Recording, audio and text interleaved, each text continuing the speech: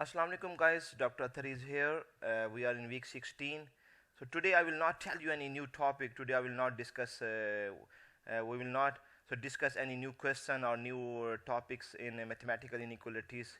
So today I will just tell you how to start the research in mathematical inequalities, how to review some research papers.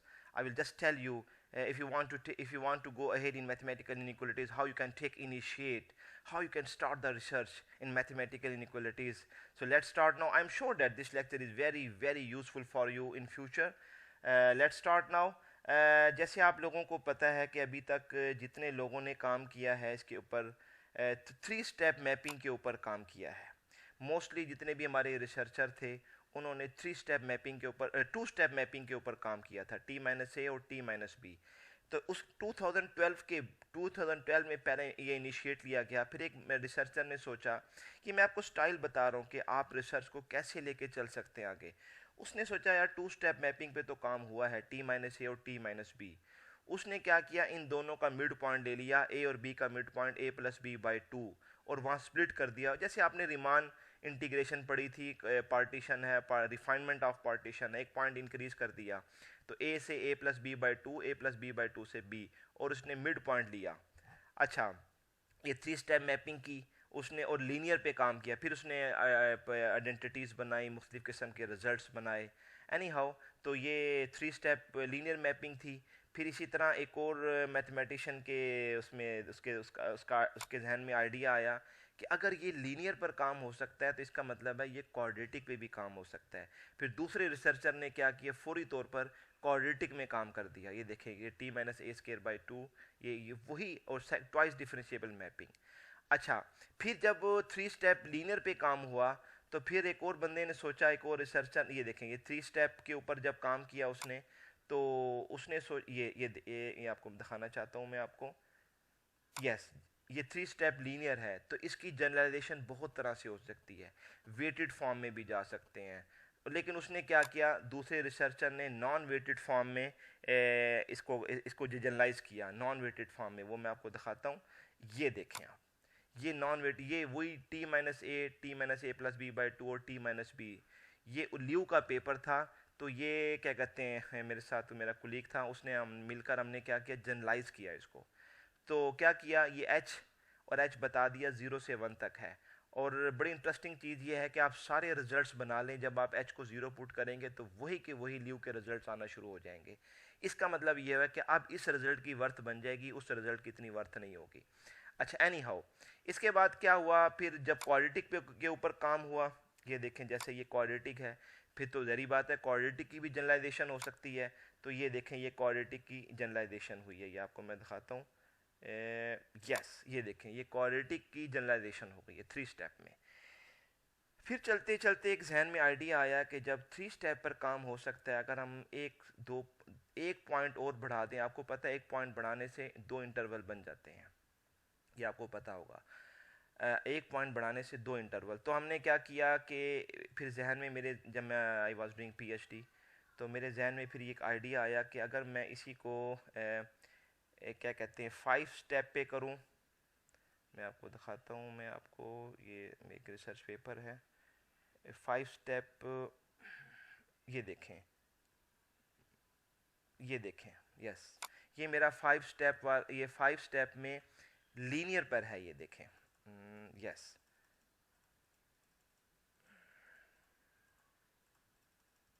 ये देखें, ये 5 step है और ये linear पर काम किया है. ये देखें आप, ठीक है, ये 5 स्टेप है और ये लीनियर पर है.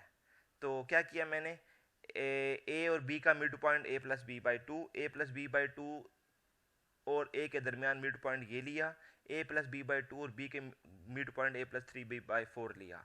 तो फिर हमने क्या किया, ये लीनियर पर 5 स्टेप में, उससे 5 स्टेप में काम किया लीनियर पर. फिर हमारे जहन में आइडिया आया, फिर मैंने सोचा कि अगर जब मैं PhD कर रहा था मेरे जहन में ये आइडिया आया कि जब हम लीनियर पर काम कर सकते, इससे पहले कि कोई और काम कर ले क्वाड्रेटिक पे, आई एम श्योर मुझे बहुत यानी कि यकीन था उस वक्त कि लाजमी कोई ना कोई मेरा पेपर देखकर क्वाड्रेटिक पे काम करेगा।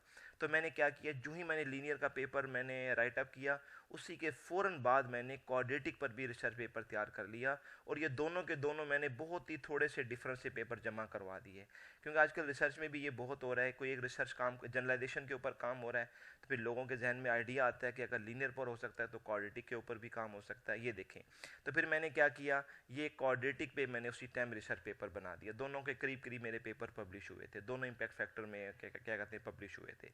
ये आप देख लें। इसी तरह फिर जहन में आया कि अगर क्वाड्रेटिक का है तो क्वाड्रेटिक की भी जनरलाइजेशन हो सकती है। तो ये आपको मैं दिखाता हूँ 3 स्टेप की। ये देखिए, ये 3 स्टेप की जनरलाइजेशन है ये क्वाड्रेटिक की, ठीक है। तो इसी तरह फिर मेरे जहन में आपको मैंने, तो फिर अभी तक क्या डिस्कस किया, मैंने आप लोगों को बताया 3 स्टेप लीनियर बताया, 3 स्टेप क्वाड्रेटिक बताया, 3 स्टेप की जनरलाइजेशन लीनियर की, 3 स्टेप क्वाड्रेटिक की जनरलाइजेशन, इसी तरह 5 स्टेप लीनियर, 5 स्टेप क्वाड्रेटिक। इसी तरह आप चलते, फिर अब आप अपने जहन में सोचें कि मज़ीद अगर मैं इस रिसर्च को एक्सटेंड करना चाहूँ तो मैं कैसे कर सकता हूँ। इसके फिर बहुत सारे आइडियाज़ हैं। अच्छा, एक बात ये, दूसरी बात ये कि अभी ये सारे के सारे ये L1 नॉर्म में, L2 नॉर्म पे ये जितने भी लोगों ने काम किया है, L1 L2 नॉर्म पे काम किया है। अब आप इसको LP नॉर्म पे भी कर सकते हैं। ये एक आइडिया दे रहा हूँ जस्ट, इन्फिनिटी नॉर्म पे भी इन रिजल्ट्स को कर सकते हैं। कितना सारा काम पड़ा है देखें आपके पास, ये सारा के सारा काम इन्फिनिटी नॉर्म पे कर सकते हैं। अच्छा, फिर आप कॉन्वेक्स फंक्शन मैंने आप लोगों को पढ़ाया था, ये सारे के सारे रिजल्ट कॉन्वेक्स फंक्शन में जाके निकाल सकते हैं। इसी तरह फिर मैंने आपको हार्डामर्ट पढ़ाया था, हार्डामर्ट के रिजल्ट आप जाके ये सारे के सारे हार्डामर्ट के रिजल्ट आप अप्लाई कर सकते हैं कॉन्वेक्स फंक्शन के ऊपर, कॉन्वेक्स फंक्शन के ऊपर हार्डामर्ट के रिजल्ट अप्लाई कर सकते हैं। इसी तरह जेंसन इनइक्वालिटी, जेंसन इनइक्वालिटी को आप कॉन्वेक्स फंक्शन लेकर आप उसके ऊपर डिफरेंट रिजल्ट निकाल सकते हैं। इसी तरह फिर आपको मैंने बॉन्डेड ऑफ वेरिएशन आप लोगों ने पढ़ा होगा रियल एनालिसिस 2 में, आई एम श्योर आप लोगों ने पढ़ा होगा ये टॉपिक। बॉन्डेड ऑफ वेरिएशन के जितने भी रिजल्ट हैं सारे के सारे ये 3 स्टेप में, 3 स्टेप क्वाड्रेटिक में, 3 स्टेप लीनियर में, 5 स्टेप लीनियर, 5 स्टेप क्वाड्रेटिक, इन सब रिजल्ट पे 1 बाय 1 करके अप्लाई करें, कितने सारे आपके पास रिजल्ट निकलते रहेंगे आपके। कॉन्वेक्सिटी को आप अप्लाई करें आप। इसी तरह अब ये तो था आपके पास सिंपल कैलकुलस का। इसी तरह एक फ्रैक्शनल कैलकुलस होता है, फ्रैक्शनल कैलकुलस होता है। फ्रैक्शनल कैलकुलस क्या होता है, यानी अगर आपके पास अभी तो सिंपल है ना, ये टी का स्केयर है, टी की क्यूब है, टी की पावर 1 है, अगर टी की पावर 3/2 हो जाए, फ्रैक्शन फॉर्म में आ जाए, तो फिर ये फ्रैक्शनल कैलकुलस, फिर यहीं से फ्रैक्शन इनइक्वालिटीज स्टैब्लिश होती हैं। तो फिर आप ये सारा के सारा काम अपना फ्रैक्शन इनइक्वालिटीज पे जाके कर सकते हैं।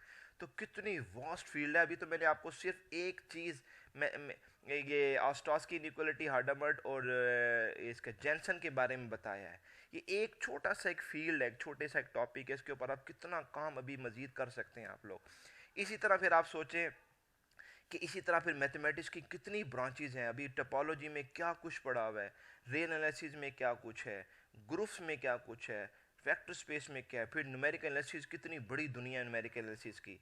तो आप फिर प्योर मैथमेटिक्स है, फिर अप्लाइड मैथमेटिक्स है, कंप्यूटेशनल मैथमेटिक्स है, फिर मैथमेटिक्स से बाहर निकल जाए, फिर फिजिक्स में क्या कुछ हो रहा होगा, और फिर केमिस्ट्री में क्या कुछ हो रहा होगा, बायोलॉजी में क्या कुछ हो रहा है। तो आप देखें कि रिसर्च कहाँ से कहाँ इस टाइम जा रही है, कुदरत। और आप अजीब निज़ाम देखेंगे, सारा के सारा जितना भी नॉलेज है, हम बिल्कुल इसको अश्योर करते हैं, हम गारंटी देते हैं, 100% गारंटी देते हैं, ये जितना के सारा नॉलेज है, हमारा दावा है कि ये सब के सब कुरान पाक से निकला है। कोई चीज़ ऐसी है ही नहीं, क्योंकि इससे बड़ी किताब तो कोई है नहीं। तो वो तो उस इल्म का एक मंबा है, समंदर है वो तो क्या कुछ होगा अल्लाह पाक ने दुनिया में क्या कुछ रखा है रिसर्च के एतबार से अगर आप देखें। ये तो मैं आपको मैथमेटिकल इनइक्वालिटीज़ की बता रहा हूँ, छोटी सी बात, वरना तो आप देखें क्या इल्म का समंदर है और क्या कुछ दुनिया रिसर्च कर रही है। फिर आप आगे स्पेस पे क्या कुछ काम हो रहा है, ब्लैक होल पे कितना कुछ काम हो रहा है, और कितना फिर गैलेक्सीज के ऊपर रिसर्च हो रही है, और कैसा कैसा फिर हमारे समंदरों, पानी के समंदर के अंदर क्या कुछ उसके ऊपर रिसर्च हो रही है, स्पेस में कितनी रिसर्च हो रही है।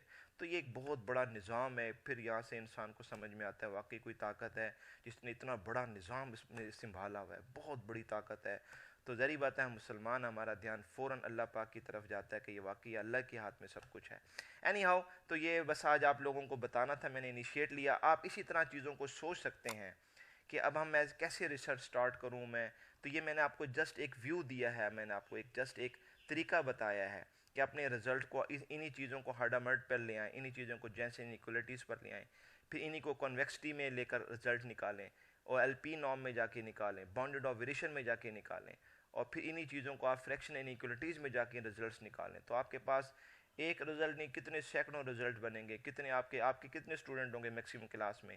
मैक्सिमम 50 स्टूडेंट होंगे, तो 50 के 50 क्या 100 थीसिस तैयार हो सकते हैं। तो any how, okay guys, at the time of lecture you can ask any question. Okay, आप मुझसे क्वेश्चन करें जो भी आपके दिल में है रिसर्च से मुताल्लिक, फिर मैं आपको मज़ीद फर्दर गाइड करूँगा। थैंक यू गाइज, अल्लाह हाफिज़।